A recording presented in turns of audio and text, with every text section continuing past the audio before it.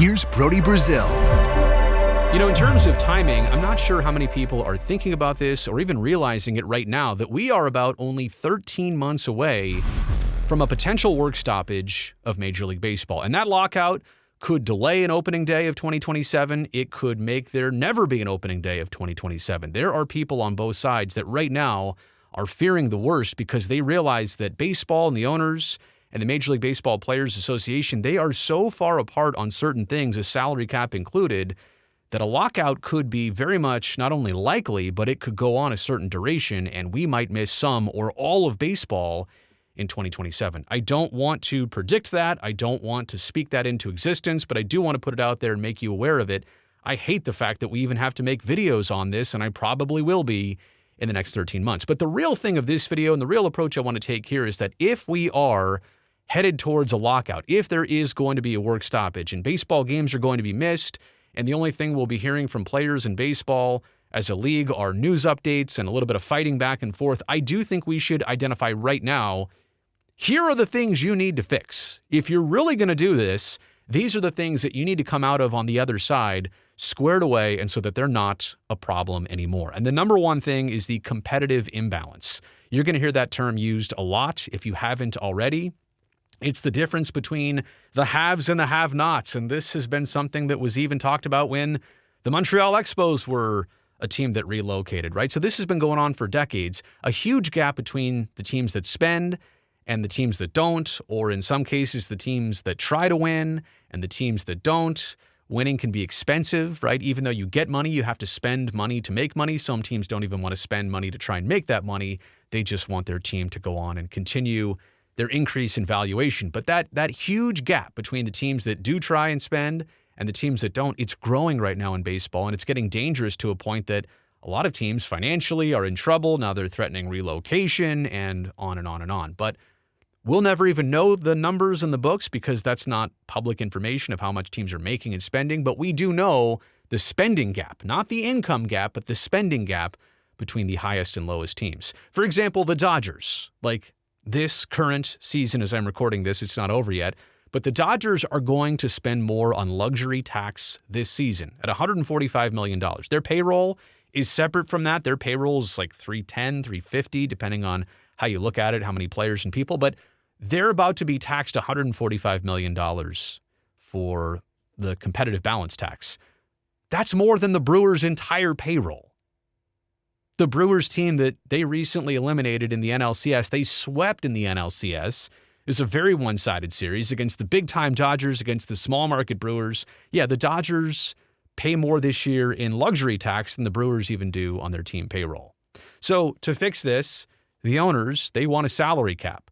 They're actually trying to handcuff each other. It's not necessarily about limiting themselves, but maybe it kind of is like, hey, I don't want to spend this much. Let's make it so we don't have to spend this much so that our income matters more, right? Owners want a hard cap to control spending.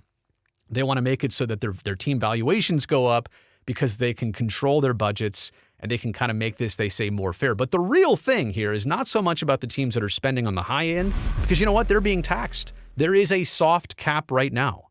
Owners want a hard cap, a number that nobody can exceed. There is no luxury tax above that high number because you can't exceed it.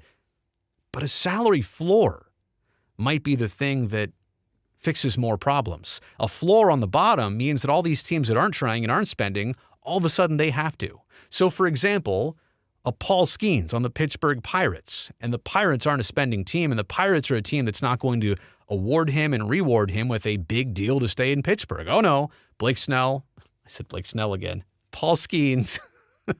Paul Skeens is going to become, hypothetically, Blake Snell's already on the Dodgers. Paul Skeens is going to hypothetically become a Dodger because they can pay him and they will pay him and the Pirates won't. So that's one major thing. That is probably the number one issue. Salary cap, competitive imbalance of the teams and their payrolls. That's the number one thing. And players are vehemently against that. And for obvious reasons, they don't want their salary or their income to be limited and teams to have to use the excuse of, well, we want you, but we can't pay you as much because we're all capped out over here.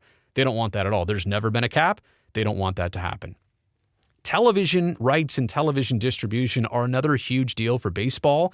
This has a lot less to do with players and their side of it, but this is something that all the teams and owners can't even see eye to eye on. Many teams, like a third of Major League Baseball teams, either lost their entire deal with a regional sports network or lost a large sum of money, like 8 figures, mid-8 figures, on their regional media rights within the past year or two. A lot of those Bally sports networks and some of the other ones that are going out of business, like Seattle and the Mariners, they just put Root Sports, which they own, out of business. They're going to go under the MLB umbrella. MLB wants to get most, if not all, the teams under their one umbrella. That way, all the MLB rights are under one package. Baseball can sell it that way. They can do a streaming package, like if you want to watch this team or that team or all the NL West teams or all the AL East teams or whatever. Baseball wants everybody comprehensively under one umbrella. The problem is there are some teams that are still perfectly happy with the old school way of doing it, like the Dodgers, like the Yankees, like the Mets. They're taking in a ton of money from their old school, old money television deals and arrangements and situations. And so how do you get everybody under one umbrella if some teams are like, no, we've got a 20-year contract. We are set. We are good. We are making a ton. We don't want to go your way because you know what? Under that MLB umbrella, teams simply aren't going to make as much at first. I do think this is the wave of the future. I do think this is really good for the consumer.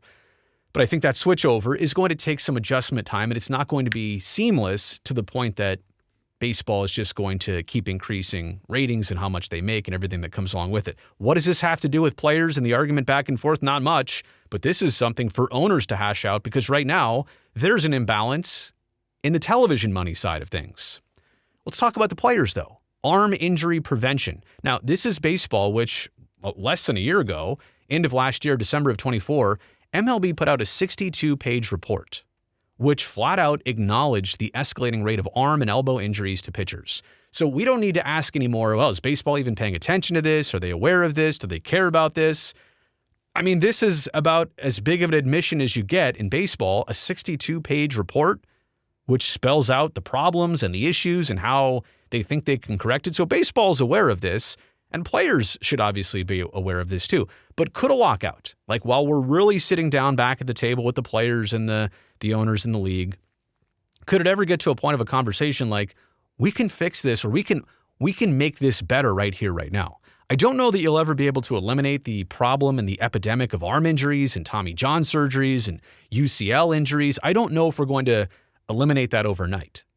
But can we find new measures to reduce the current rates and kind of stop that trend and that growth? Could new rules and new formats, like, all right, you can have 3 more pitchers on your staff during the season, rotate them in, rotate them out. That way you're not killing somebody's arm.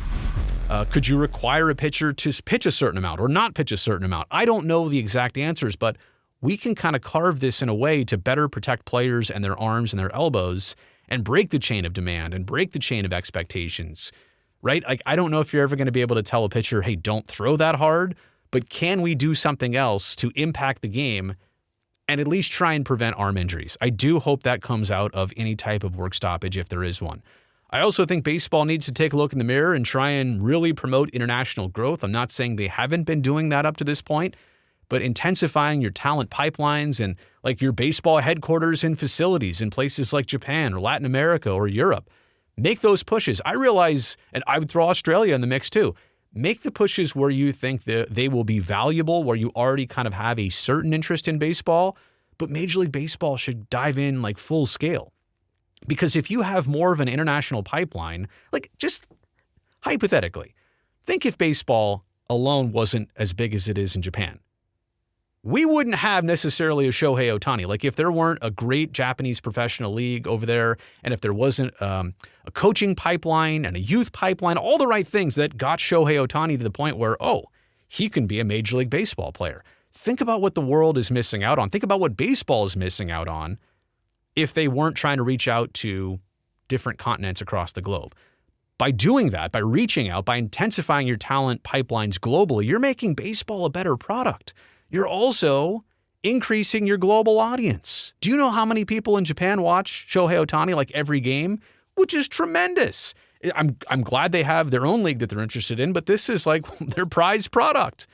One of them here in Major League Baseball. So all of this is good for baseball. It's good for the business of baseball. It's good for the sport of baseball. It's good for global continuity too.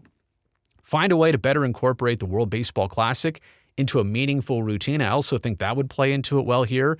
What I mean by that is there is no great time to do the WBC, right? You can't do it after the season. Guys have been shut down and they're beat down by that point. Could you stop baseball in the middle of the season could you do a tournament in a week? Do you need more time than that? Do you need like 10 days? What can we do to better showcase the WBC? And just, you know what, if baseball Major League Baseball has to take a little bit of a backseat once every 2 years, once every 4 years, however often you want to play it, figure something out so that the WBC can be prominent.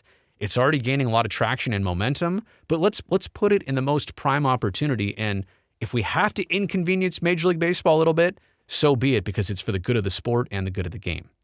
I also think, and I don't know that owners are necessarily going to be keen to this idea, but Major League Baseball and their franchises, they threaten relocation more than any other league. And it's not to say that it hasn't happened, like the Sonics moved from Seattle to Oklahoma City, or the Chargers moved from San Diego to Los Angeles. Other teams and other sports move, but man, baseball threatens a lot. Whether it's the A's, whether it's the Rays, whether it's the White Sox, whether it's you name it. If we don't get the stadium we want, we're out of here. We'll move to Nashville. We'll go to Salt Lake City. Shifting and losing cities is not a long-term success plan. Eventually, you're going to tick off enough cities across the country, and they're going to turn against you, and you're going to have that stain on your product. Now, owners don't want this to go away. This is part of their playbook. This has been part of their tactic that, we can just use our leverage and say, hey, you don't want us around here? You don't want to give us that $700 million for a new stadium? We'll take off to Charlotte.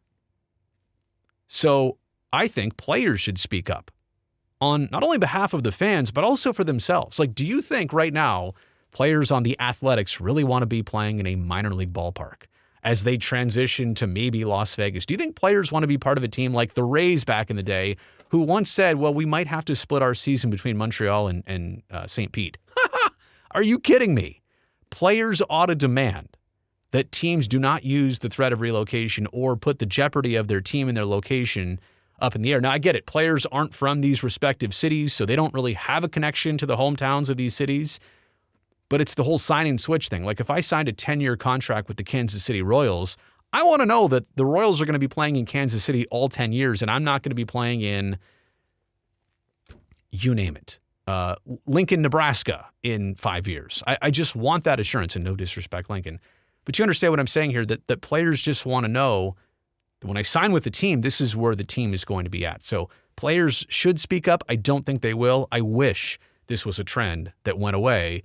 If, in fact, there is a lockout, and if, in fact, some really hard issues come to the table, I hope that's one that gets fixed. Okay, I think I covered as many that make sense. There's probably even a few more smaller ones, but those are the main ones. Those are the big ones. If you think I left something out, let me know in the comments section below. If you like something or dislike something, also put that in the comments and let me know. Thumbs up down there helps me, this video, and this channel. And don't forget, please, right now, hit that subscribe button if you haven't already. I would love to see you back here next time.